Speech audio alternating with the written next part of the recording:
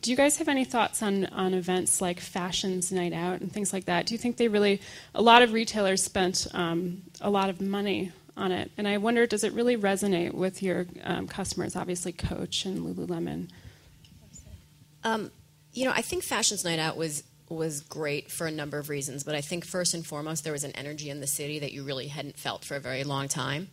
And I think that just the idea that you could have all of these things taking place, not only here but really worldwide, was really energizing for retail in general. I'm not sure ultimately where everyone would net out in terms of what they spent on the event versus sales, but there are various reasons for doing events, and I think that, perception is definitely one of them. And again, the energy and what you sort of felt and what it did in terms of the retail environment and driving people out into the streets and just for consumerism in general, I think it was definitely a very positive thing. I watched it from afar from Vancouver, so I didn't, and Liz is here actually, I don't even know what Lululemon did to participate, but my response to that would be, I think events do matter. So, and at Lululemon, at every single store that we have events on a weekly basis. So very different, but bottom line being, I think events are really important, especially if they're meaningful to your brand. Well, you were just talking earlier about a new store concept that Lululemon recently opened. Can you tell us about that too? Yeah, we opened what we call the Lululemon Lab, and actually it's interesting because it kind of goes back to that logo conversation as well. Our logo is really a big part of our brand identity, and so we don't have to say Lululemon. You just kind of look for the logo. So logo is really important. So our Lululemon Lab actually doesn't say Lululemon Lab. The signage outside actually has a logo and then Lab, and everybody obviously knows what it is. So it's a concept where we've got a retail store and almost a mini little factory all in the same space. And so we've got 27 sewing machines, all different sewing machines. We've got at least 10 sewers working at one time. And then right beside it, we've got typically 3 designers working on the floor, and then a couple, we call them educators, but they're salespeople. And the space has just an energy that you can't imagine. You get to go in there, you buy really unique one-off pieces from Lululemon. Lululemon brand is a design-wise, we make functional clothing for yoga, but that you can wear out onto the street. And I say yoga, but all kinds of athletic activities. But this particular store, we're making almost streetwear out of technical fabric that you can also wear athletically. So it's got that little unique twist to it. Customers can see it being made. Oh, the huge windows! They're just loving it. The energy in there is really great. So it's fun for us because, we don't test, but we're like Gilt in that we just like to continue to kind of innovate and try new things in the retail space. So I wonder, Alexandra, have you ever thought about doing a physical pop-up shop for the site? Not really. We've tossed the idea around, and we don't think it's us and true to our site. We want to bring customers to our website to experience, in many cases, new brands. So we really focus on the online experience, but we will partner with brands and do events in their stores.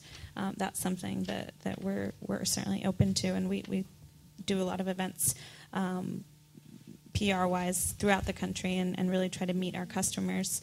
The photo that you had actually shown a little while ago was an event. We are a partner of the CFDA, so we actually sponsor a lot of CFDA fashion shows, and that was Alexander Wang. We sponsored his show, and we took one of our top shoppers who we knew loved Alexander Wang. She was in the photo too. We took her to the show so she could enjoy it firsthand. Those are things we get more excited about and think are more true to our brand than a pop-up shop. That's a great example of customer engagement. And how many ways can people qualify for VIP status with Gilt Group? Is it pretty straightforward in terms of your biggest spenders, or?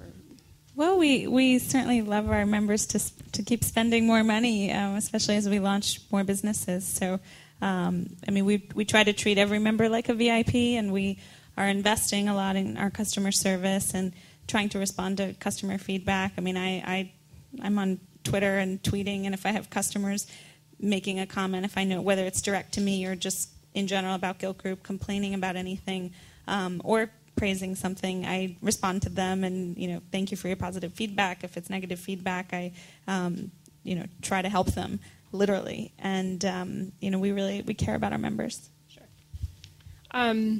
Deanne, I also wonder, in talking about the way that Lululemon approaches business and how your store employees tend to really love the brand and be enthusiastic about it, what is that training process like for employees?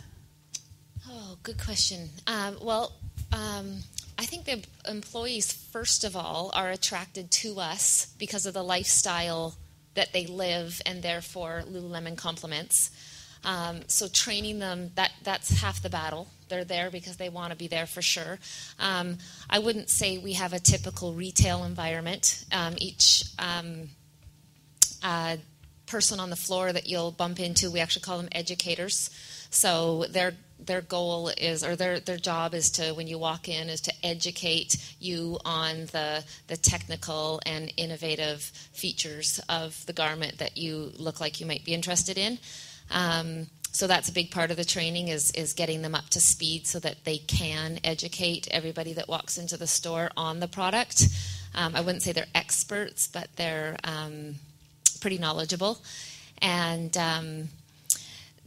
what about the other training? So we got Lululemon really values the almost development of our educators, like the personal development. So everybody in the company gets a type of training that actually develops them personally.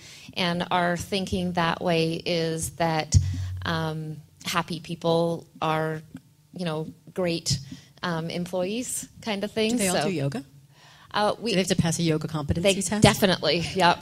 Can you bend this way? Everyone's given yoga. You get 2 free classes a week, whatever you choose to do. So that's paid for. So it's not part of the training, but it's definitely a benefit, again, that I think tracks them to the company. But maybe the most unique thing was somebody in our company, after a month of being there, is trained to set their own personal health and career goals. And they post them in the store. So most stores you walk into, you'll see every educator's personal health and career goals. And that's a lot of pressure. I know. So, but it's great. What is really neat about it, I love. One of the things is sometimes salespeople or educators can almost become competitive with each other. But when you see that everybody's goals and where they want to go is quite different, they actually all become supporters of each other.